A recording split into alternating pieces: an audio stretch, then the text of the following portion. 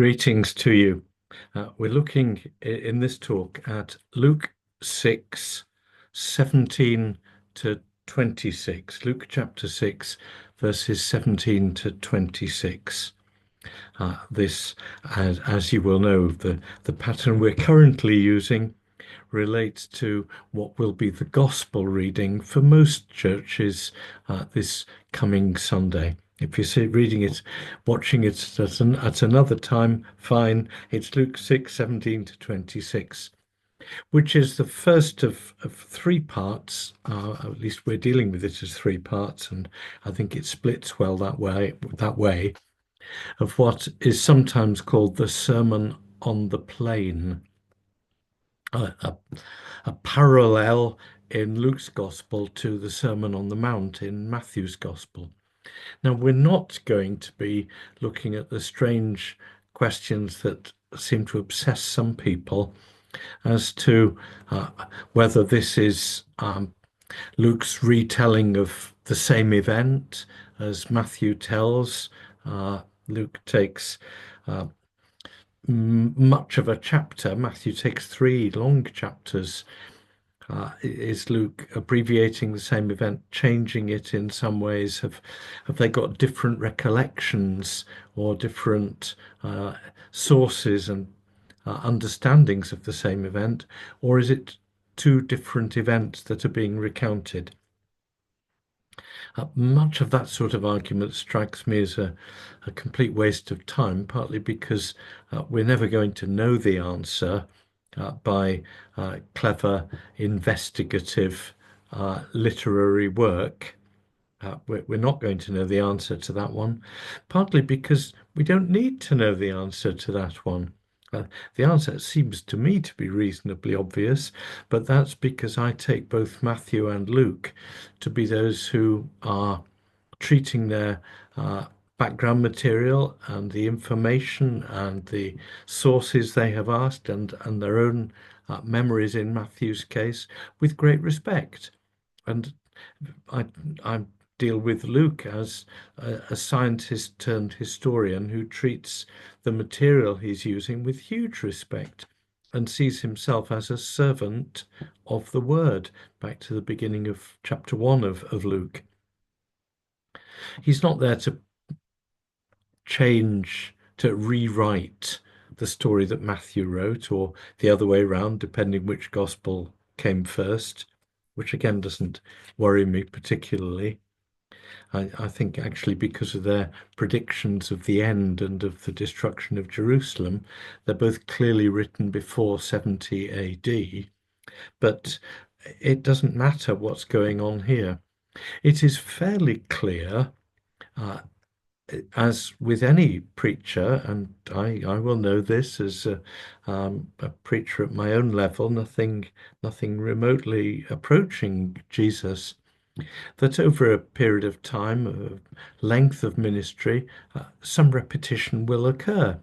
Not because you can't think of anything else to say and you've got to do the old stuff, but because if you're convinced of something and it's important, you'll say it again and again, and you'll say it in different ways and to different people, and sometimes with different illustrations or parables or examples, and sometimes similar material in a different order. And sometimes what might be the second half of something, as in today's passage, where the woes immediately follow the blessings, sometimes that could be done, and I'm sure it was, as Matthew recounts it, where the blessings of the Beatitudes are given fairly early on in his gospel, but the woes and condemnations come much later in the gospel on another occasion. I don't doubt that Jesus spoke blessings on a number of occasions and woes or warnings on a number of occasions, and sometimes held them together, as here in Luke, and sometimes held them separately, as in Matthew. So let's stop trying to work out whether the Sermon on the Plain is a sort of watered down, lesser version of the Sermon on the Mount. It's actually tougher in some points, if you want that. Let's stop trying to compare them. Take each at face value. And today we're looking at Luke and the Sermon on the Plain, and we will be for the next two of these talks as well. Jesus came down with them, verse 17. I'll read the whole thing because it's relatively short.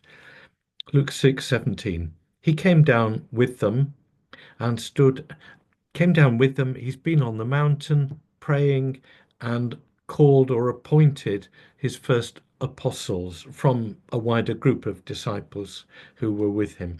He's called the 12 following a night of prayer up a hill.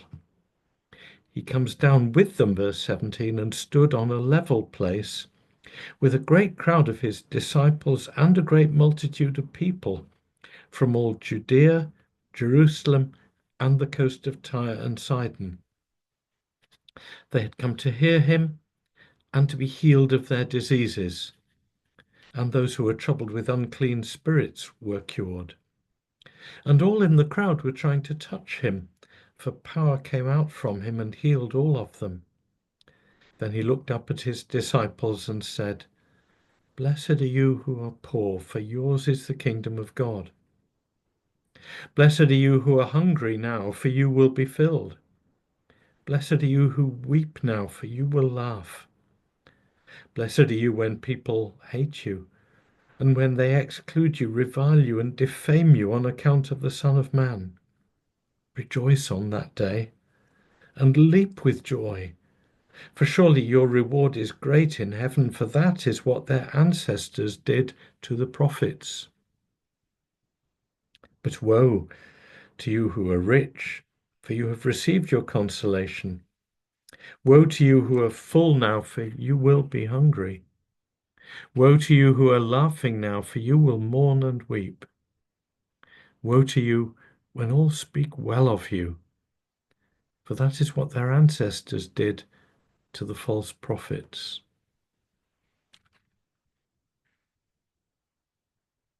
There's some interesting stuff, there's some exciting stuff, there's some very, very hard-hitting stuff there. Let's go through it and see how it speaks to us. He comes down with them and stands on a level place, and this great crowd from all over Judea. He seems to be using that in a generic way, as it sometimes was used for the whole land of ancient Israel, what later came to be called under the Roman Empire, and since with different meanings, different geographical limits, and so on. The whole of Palestine, uh, Jerusalem, which is further south than much of it, but um, the traditional capital of the city of David as capital, and the coast of Tyre and Sidon. That's up north, what we would call Lebanon, what was Phoenicia in the ancient world, and often called Lebanon as well. A great multitude from all over, roughly, from everywhere to the west of the River Jordan to the sea. Between the river and the sea, all that land came to hear Jesus and to be healed of their diseases. And he taught them and healed them. And that is part, and we're meant to see it this way because he's come down with them, it is part of the consequence of his night in prayer. He spends a night in prayer, and following that, two big actions happen.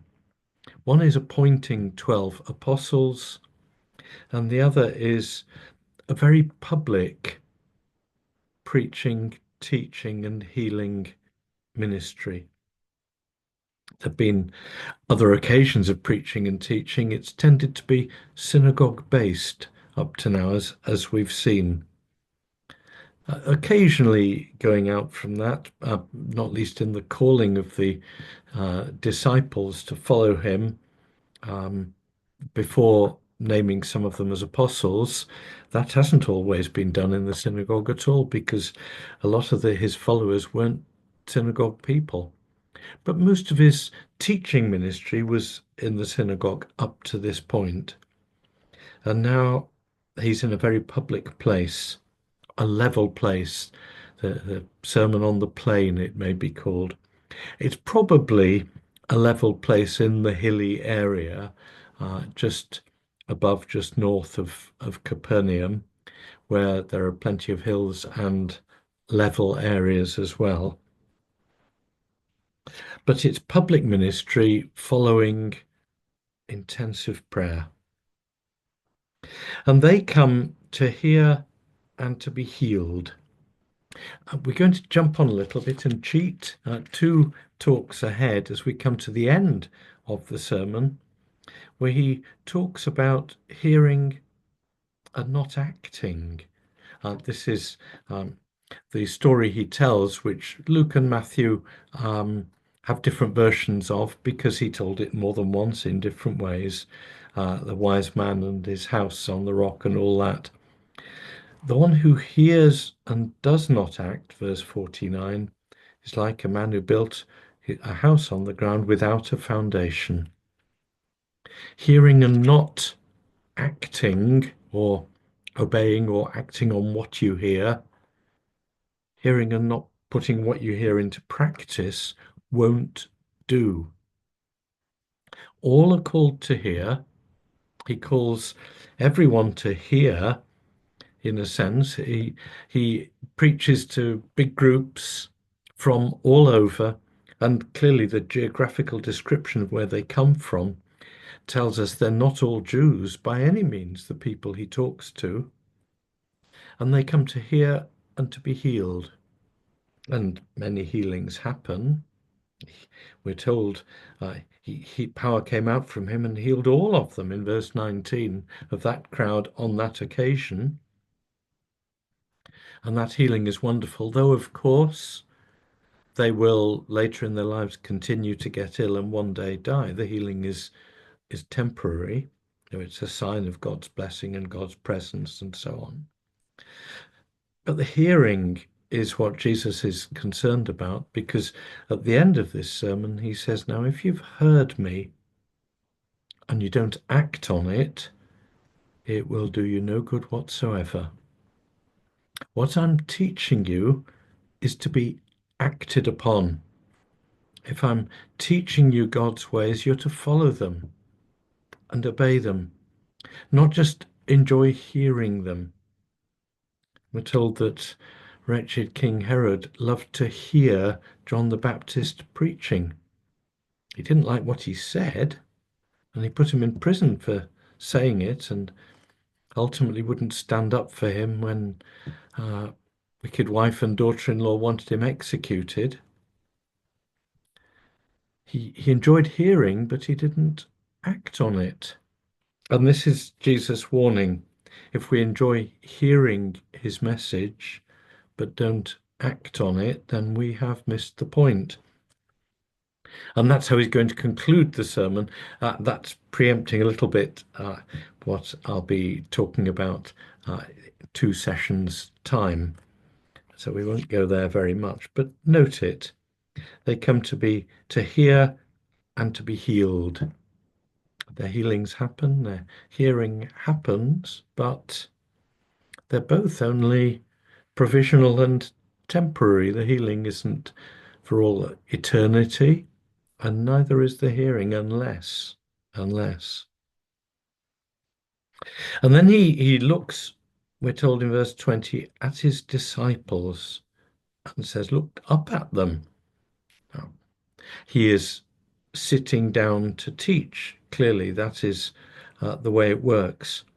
He has stood on a level place initially, and he may still be standing with the disciples gathered round him up a hill, but it's a level place. He sat down, which is the normal mode and posture of a Jewish rabbi for teaching. And he looks up at the disciples and aims the next words at them. The crowd is around and the crowd may listen in, but he's not talking to the crowd now. He's talking to his followers. Disciples isn't the same as apostles. It doesn't mean the 12. It means the wider group from which the apostles were chosen. But it's those who are following him in some way, and that could include uh, people from the coast of Tyre and Sidon. It could include Gentiles as well as Jews. And he gives them four blessings, promises of blessing, or assurances or assertions of blessing, and four woes. And unlike when he did it as recorded by Matthew, blessed are those who this, that, or the other, this is blessed are you who are this, that, or the other. And woe to you who are something else.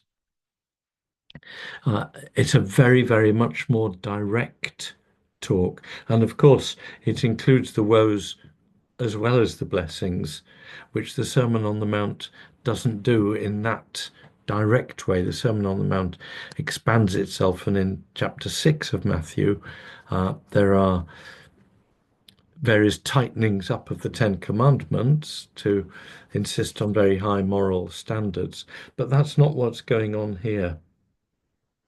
Four blessings followed by four woes,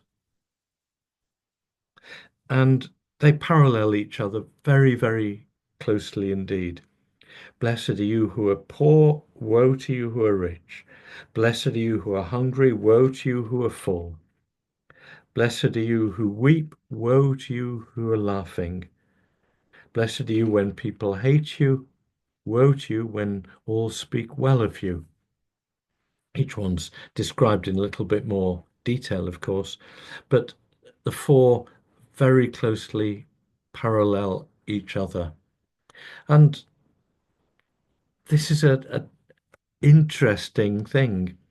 It's interesting in so many ways, not least because of the content of it. Blessed are you who are poor, yours is the kingdom of God. Blessed are you who are hungry, you will be filled. Blessed are you who weep now, you will laugh. Blessed are you when people hate you and exclude you and revile you and defame you. Surely your reward is great in heaven. The content needs some working out, but slightly bigger picture than that is that he is taking here signs that in the Old Testament and signs that in the Greco-Roman world in which they lived would sometimes at least be signs that these people are under God's judgment.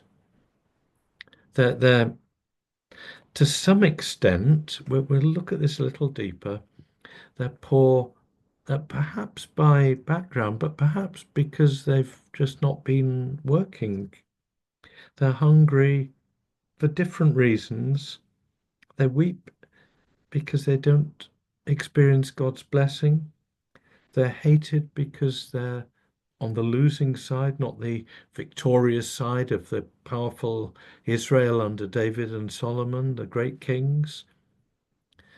These conditions that people might be in the Old Testament sometimes, and in the Greco-Roman world very often, are indications that you're not under God's blessing, really, that you've messed up a bit and that things aren't working well for you.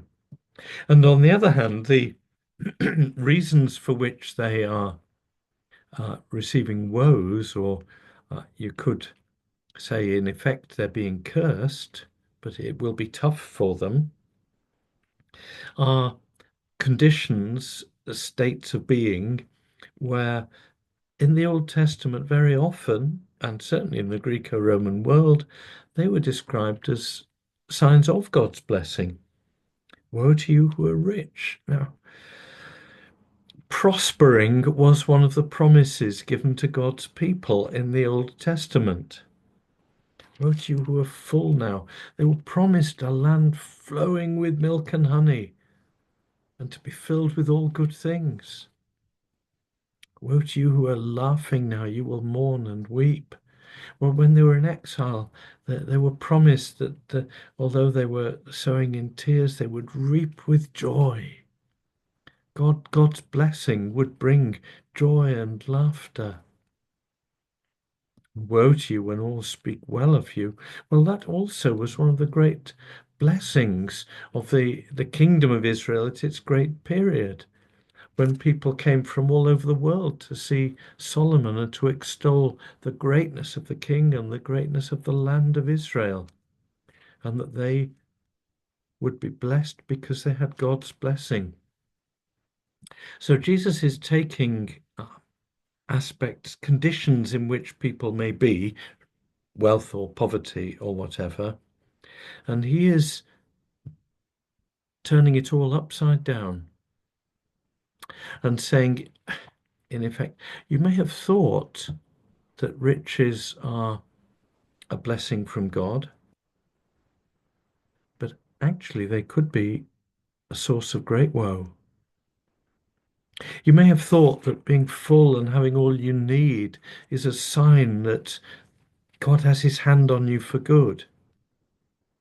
May well be a sign that trouble is coming, and so on. He is overturning conventional wisdom. He's overturning at least the way in which people understood the Old Testament. He's certainly overturning the way in which the wider world, as keep calling it, the Greco-Roman world, uh, the world of Mediterranean culture and authority and power and everything else, and trade and everything. He's overturning the way in which that world thinks that prosperity is a sign of blessing. And there is a great deal of saying that's the same way as our world thinks, and as much of the world has always thought and will always think. And he's saying, steady on, might not be. Be very careful. And he's overturning what the world will often condemn as failure, poverty and hunger and sorrow and unpopularity, and saying those needn't be long-term concerns because they might be where God is blessing. This needs a huge amount of unpicking and thinking and praying through, and to be honest, being as careful as you can not to think or say the wrong things, because so much of this could be misinterpreted. He is not saying poverty is a good thing, keep them poor. He's not saying hungry is a good thing, tell them God will fill them. He's not saying that at all. As we'll go on to see in the second of these three talks, he's not doing that. He's talking about people's understanding of their success or failure and their importance in the world or otherwise. I've already noted that when he came to choose his uh, disciples, the wider group of followers, some of whom were self-chosen, but many of whom he called them to follow him.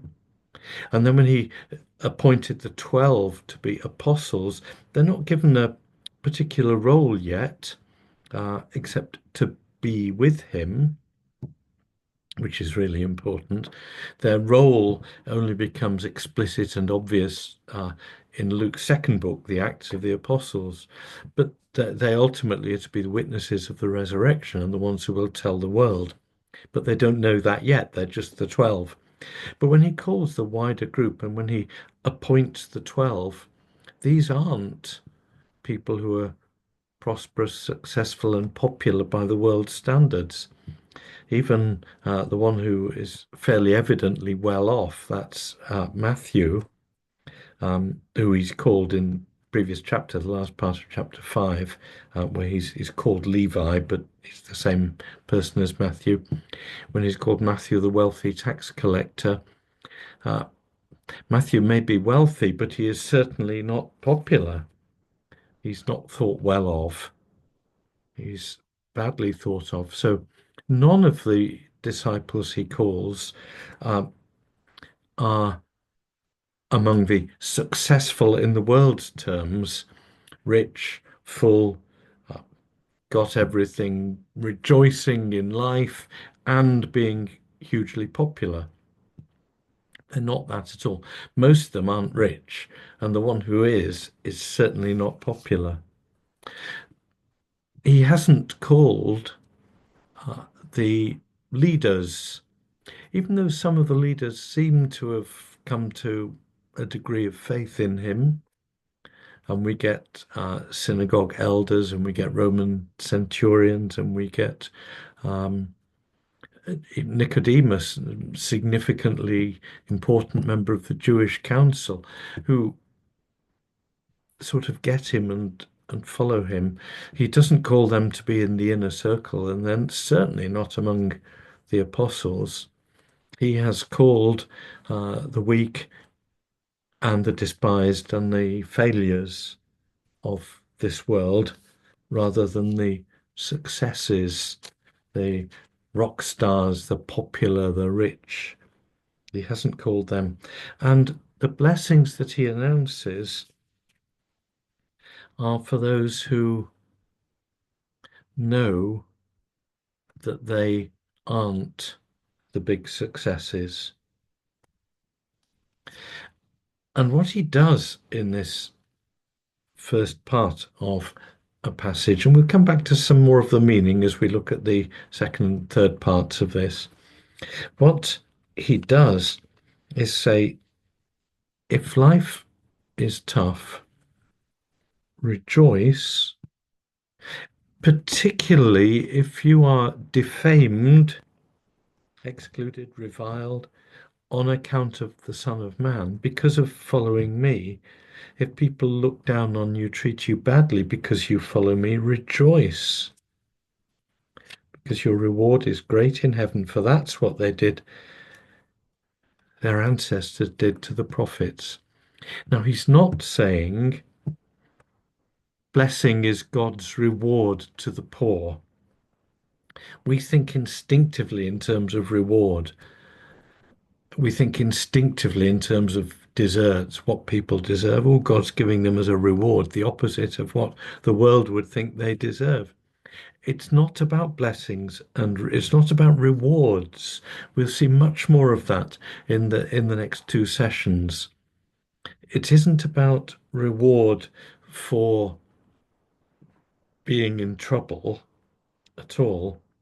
He's saying, surely your reward, the outcome of all this is great in heaven, for that's what their ancestors did to the prophets. What he's saying is, if you're persecuted for following me, you're in the same boat as the prophets of old. You're in the same camp as John the Baptist, who was persecuted for proclaiming Jesus. You are identified with God's people and God's faithful people. That's what to look for. The word reward he's going to redefine in the next section. Warning of that one, spoiler, all the rest. And those who have succeeded in life, they're not being punished for succeeding in life, but they're warned to note that in the old days, those who were popular, the prophets who were immensely popular, were the false prophets. the ones who are giving false messages. So he's saying it's not whether you're popular or not, it's whether you live with integrity. It's not whether you're rich, it's whether you're honest, and he'll go on to say generous and many other things. It's what you do with the wealth. It's not whether you are successful, it's what you do with that success. And it's not whether you're poor, it's whether you're faithful to the Son of Man. That's what that's the opening of this. It's quite difficult because we won't get the whole meaning of it until we go right through the whole of this sermon on the plain. That's why I've already taken you to the end and said uh, it isn't about hearing, it's about doing. It's about putting it into practice. So there's much more to come. This talk needs to be taken alongside the next two. But for now, may you know God's blessing and may you be warned of the dangers of self-sufficiency or of success in human terms. Amen.